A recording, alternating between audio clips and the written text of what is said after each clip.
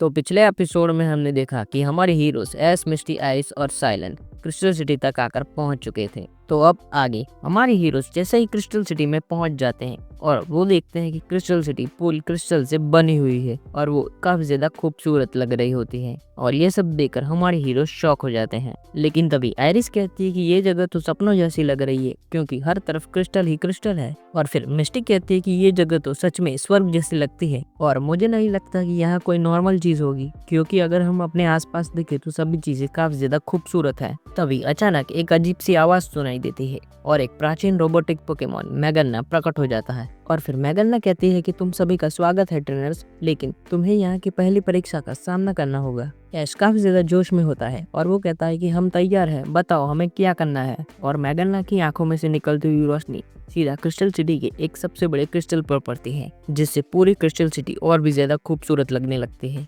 लेकिन तभी वहाँ पर हल्की हल्की आवाजें आना भी शुरू हो जाती हैं और ये आवाज को सुनकर ऐसा लग रहा होता है कि ये आवाज हमें चैलेंज कर रही है। उसके बाद आइरिस कहती है कि ये रोशनी और ये आवाज ऐसा लग रहा है जैसे ये हमें कुछ बताना चाहती है। और साइलेंट कहता है कि हो सकता है ये संकेत हो कि हमारी अगली चुनौती यहाँ से शुरू होने वाली है। लेकिन फिर हमारे हीरोज हर कोने पर कुछ नया खोजने की उम्मीद में आगे बढ़ने लगते हैं। और फिर कई देर चलने के बाद आखिरकार हमारे हीरोज एक विशाल स्टेडियम में आकर पहुंच जाते हैं, जहां पर एक चमकदार क्रिस्टल रखा हुआ होता है जिसकी चारों ओर 3 पोकेमॉन खड़े हुए होते हैं और वो तीनों पोकेमॉन होते हैं लक्सरे, ड्रैपियन और ब्रेवरी। उसके बाद मैगन्ना कहती है कि तुम्हें इन 3 पोकेमॉनों को हराना होगा क्योंकि यही तुम्हारी अगली परीक्षा है, क्योंकि मैं देखना चाहती हूँ कि तुम लोग टीम वर्क का इस्तेमाल कैसे करते हो। आइरिस डरी हुई आवाज में कहती है कि ये पोकेमॉन तो काफी ज्यादा ताकतवर लग रहे हैं, क्या हम इसे हरा पाएंगे? और ऐश कहता है कि हाँ, हम सब मिलकर इन्हें हराएंगे। पिकाचू चलो तैयार हो जाओ। उसके बाद ऐश, मिस्ट और साइलेंट अपने पोकेमॉनों को बाहर बुलाते हैं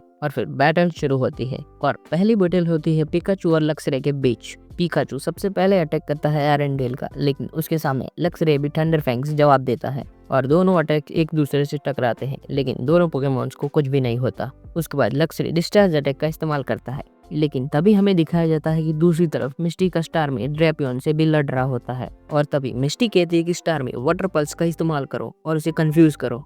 उसके बाद हमें दिखाया जाता है कि साइलेंट का पेंसिल ब्रेवरी से बैटल कर रहा होता है और ब्रेवरी सबसे पहले ब्रेव बर्ड का इस्तेमाल करता है, लेकिन तभी पेंसिल भी अपने लीफ स्टॉर्म अटैक से उसे कड़ी टक्कर देता है। आइरिस काफी ज्यादा टेंशन में होती है और आइरिस कहते हैं कि क्या हमारा पिकाचू इतनी शक्तिशाली लक्सरे के सामने टिक पाएगा? लेकिन फिर साइलेंट कहता है कि हमें अपने हर हमले को सही तरीके से इस्तेमाल करना होगा क्योंकि हम टाइम बर्बाद नहीं कर सकते। और ये बैटल काफी ज्यादा इंटेंस होती है, इस वजह से स्टेडियम की पूरी दीवारें हिलने लगती हैं। और तभी हमें दिखाया जाता है कि मिस्टी कहती है कि स्टार में डबल टीम का इस्तेमाल करो और ड्रैपियन को चकमा दो। और स्टार में काफी ज्यादा तेज होती है, इस वजह से वो ड्रैपियन को काफी ज्यादा नुकसान पहुंचाती है। और दूसरी तरफ पिकाचू के क्विक अटैक के कारण लक्सरे को काफी ज्यादा नुकसान पहुंचता है और वो अपना संतुलन खो देता है। लेकिन फिर हमारे हीरोज को समझ में आता है कि ये पोकेमॉन नॉर्मल नहीं है क्योंकि इनकी ताकत नॉर्मल पोकेमॉन से कहीं ज्यादा है। और तभी आइरिस कहती है कि ये पोकेमॉन लगातार अपनी ताकत बढ़ा रहे हैं, इसलिए हमें जल्दी से जल्दी कुछ करना होगा। और फिर साइलेंट कहता है कि हमें हमारी स्ट्रेटेजी को बदलना होगा क्योंकि ये बैटल सिर्फ ताकत की नहीं है बल्कि दिमाग की भी है।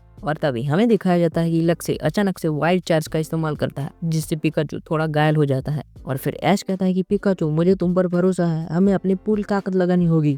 और दूसरी तरफ मिस्टी कहती है कि स्टार में आइस बीम से ड्रैपियन को जमा दो। और दूसरी तरफ पेंसेट सोलर बीम का इस्तेमाल करता है ब्रेवरी के ऊपर और वो अटैक सीधा जाकर ब्रेवरी को लगता है, जिससे ब्रेवरी काफी ज्यादा कमजोर हो जाता है। उसके बाद मिस्टी कहती है कि ड्रैपियन बहुत ही ज्यादा तेज है, लेकिन हमें इसे अपनी टीम वर्क का कमाल दिखाना ही होगा। और तभी आइरिस कहती है कि स्टार में अब फिनिशिंग मूव का वक्त है, अपनी पूरी ताकत का इस्तेमाल करो। और ये बैटल इतनी इंटेंस होती जा रही थी कि वहाँ के क्रिस्टल्स और भी ज्यादा तेज चमकने लगते हैं, जैसे वो हमारी हीरोज का हौसला बढ़ा रहे हो। और फिर साइलेंट भी कहता है कि पेंसिल ब्रेवरी के अगले मूव पर ध्यान दो और सही पल का इंतजार करो। और फिर ऐश कहता है कि पिकाचू चलो ये बैटल खत्म करते हैं, यूज थंडर। और हर अटैक के बाद हमारी हीरोज और भी ज्यादा ताकतवर होते जा रहे थे और पिकाचू के थंडर अटैक लगते ही लक्सरे वहीं पर गिर जाता है और वो ये बैटल हार जाता है। और दूसरी तरफ स्टारमी और पेंसेज भी अपनी बैटल जीत जाते हैं और ऐश ये देखकर काफी ज्यादा खुश हो जाता है और वो चिल्लाने लगता है कि हमने कर दिखाया, हम जीत गए। और फिर मैगन्ना कहते हैं कि तुम्हारी टीम वर्क ने साबित कर दिया कि तुम लोग इस सिटी में आगे बढ़ सकते हो।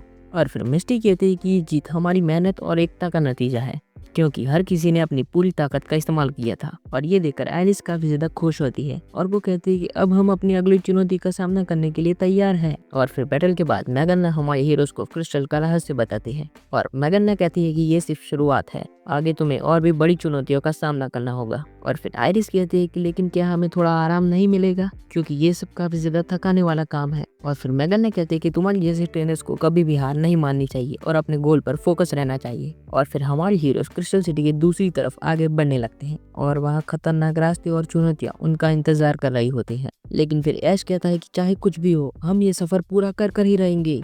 तो अब हम अगले एपिसोड में देखेंगे कि क्रिस्टल सिटी के अगले हिस्से में क्या होता है और क्या हमारे हीरोज उसे पार कर पाएंगे या नहीं। तो अगला एपिसोड जरूर से देखना। तो आज के लिए इतना ही, मिलते हैं अगली वीडियो में, तब तक के लिए गुड बाय।